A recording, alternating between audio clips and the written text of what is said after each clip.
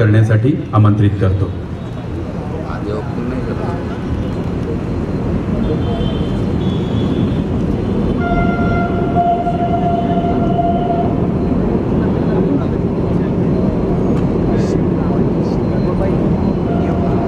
नमस्कार. सावित्रीबाई फुले चौकातील एकात्मिक दुमजली उड्डाणपुलाच्या लोकार्पण कार्यक्रमासाठी ऑनलाईन पद्धतीनं उड्डाणपुलाचे लोकार्पण करणार आहेत ते आपल्या राज्याचे लोकप्रिय मुख्यमंत्री आदरणीय देवेंद्रजी फडणवीस साहेब, तसेच उपमुख्यमंत्री व नगरविकास मंत्री माननीय श्री एकनाथजी शिंदे साहेब आणि या ठिकाणी उपस्थित असलेले केंद्रीय राज्यमंत्री माननीय नामदार मुरलीधरजी मोहोळ साहेब, मंत्रिमंडळातील माझ्या सहकारी माननीय श्रीमती माधुरीताई मिसाळ, पुण्याच्या महापौर सौ मंजुषा नागपुरे, आमदार श्री सिद्धार्थ शिरोळे, श्री सुनीलजी टिंगरे, उपमहापौर श्री परशुरामजी वाडेकर, स्थायी समितीचे श्रीनाथजी भीमाले, PCMCचे विरोधी पक्षनेते ॲडव्होकेट निलेशजी निकम, दत्ताजी बहिरट, अंजली ओरसे, श्री अमोल बालवडकर, सनी निमन, निशा मालवडकर, तसेच नगरसेवक व सर्व लोकप्रतिनिधी पदाधिकारी, PMRDचे आयुक्त डॉक्टर श्री योगेशजी मसे साहेब, तसेच अतिरिक्त आयुक्त श्री दीपकजी सिंगल, मुख्य अभियंता श्रीमती रियाज पठाण, अनिल कुमार सैनी, विनायक पै, PCMCचे अतिरिक्त आयुक्त Shri Prithviraj BP, additional CP traffic Shri Manoj Patil, या उपक्रमासाठी सर्वच राबलेले अधिकारी, कर्मचारी वर्ग, पत्रकार व माझ्या बंधू भगिनींनो, सावित्रीबाई फुले विद्यापीठ चौकातल्या एकात्मिक दुमजली उड्डाणपुलाचे लोकार्पण आज राज्याचे लोकप्रिय मुख्यमंत्री आदरणीय देवेंद्रजी फडणवीस साहेबांनी ऑनलाईन पद्धतीने थोड्याच वेळात करणार आहेत. हा उड्डाणपूल आता वाहतुकीसाठी खुला होणार आहे, त्यामुळे मी सर्व पुणेकरांचे मनापासून अभिनंदन करते. आज जागतिक महिला दिन सुद्धा आहे, त्यामुळे मी समस्त माझ्या महिला भगिनींना आज जागतिक महिला दिनाच्या मनापूर्वक शुभेच्छा देते. आजचा दिवस आपल्या पुणे शहरासाठी अत्यंत महत्त्वाचा दिवस आहे. आपल्या सावित्रीबाई फुले विद्यापीठाच्या समोरच्या आचार्य आनंद जोशीजी महाराज चौकातला हा उड्डाणपूल आज वाहतुकीसाठी खुला होणार आहे. त्यामुळे पुणे शहरातल्या वाहतुकीच्या व्यवस्थेला मोठा दिलासा मिळणार आहे. विद्यापीठ चौक, गणेश खिंड रस्त्यावर होणारी प्रचंड वाहतूक कोंडी ही अनेक वर्षापासून पुणेकरांसाठी मोठी समस्या होती. या समस्येवर दीर्घकालीन उपाय म्हणून हा दुमजली उड्डाणपूल उभारण्यात आलेला आहे.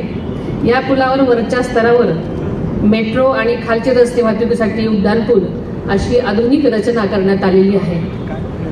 औंध आणि बाणेरकडून शिवाजीनगरकडे जाणाऱ्या वाहतुकीसाठी स्वतंत्र रॅम्प, शिवाजीनगरकडून बाणेर आणि पाषाणकडे जाण्यासाठी स्वतंत्र उड्डाणपूल, तसंच सेनापती बापट रोडवरील जोडणी आणि अंडरपास अशा विविध उपाययोजना या परिसरातील वाहतूकमुळे सुरळीत होणार आहे.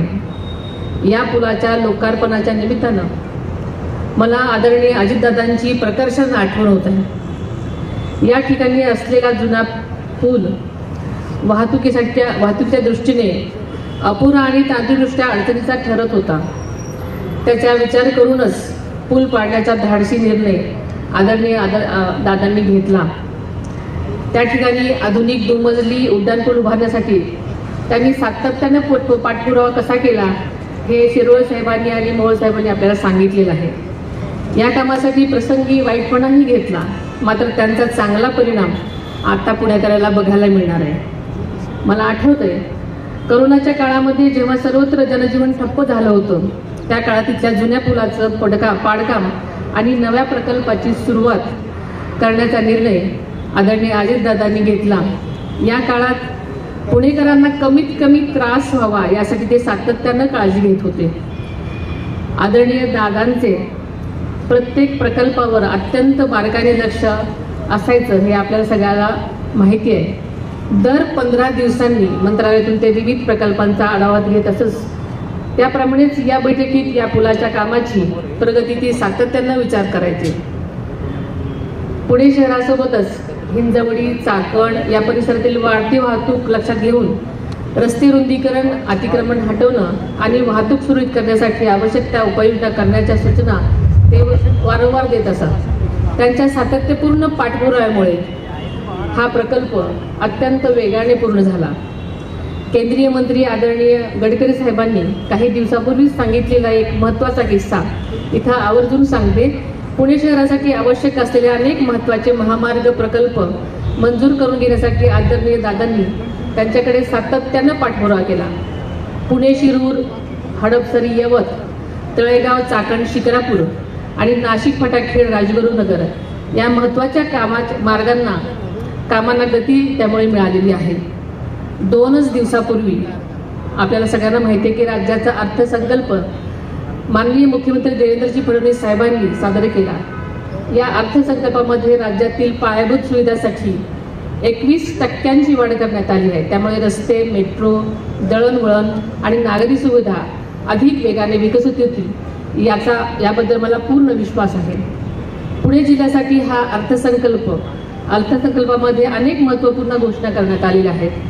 पुणे मेट्रोच्या पुढील टप्प्यांना मंजुरी, रामवाडी ते वाघोली मेट्रो, येरवडा ते कात्रज भुयारी मार्ग, हिंजवडी ते सिंहगड मार्गाचा DPR, तसेच विविध मार्गांचं सहापदरीकरण अशा अनेक विकास कामांमुळं पुण्याच्या विकासाला मोठी गती मिळणार आहे. पुणे शहराला मुंबई महानगरच्या धर्तीवर ग्रोथ हब तयार करण्याची घोषणा सुद्धा या अर्थसंकल्पामध्ये करण्यात आली आहे आणि ती प्रत्येक पुणेकरांसाठी अत्यंत आनंदाची बाब आहे. आजच्या या उड्डाणपूल लोकार्पणाच्या निमित्तानं मी सर्व पुणेकरांच्या वतीनं माननीय मुख्यमंत्री देवेंद्रजी फडणवीस साहेबांचे मनापासून आभार मानते.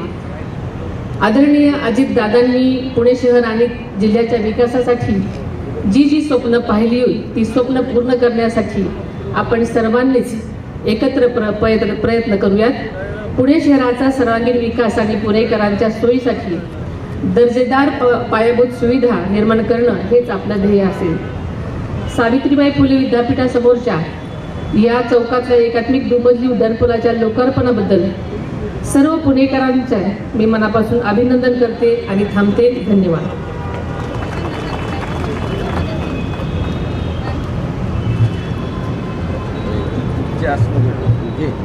माननीय मुख्यमंत्री महोदय, आंतर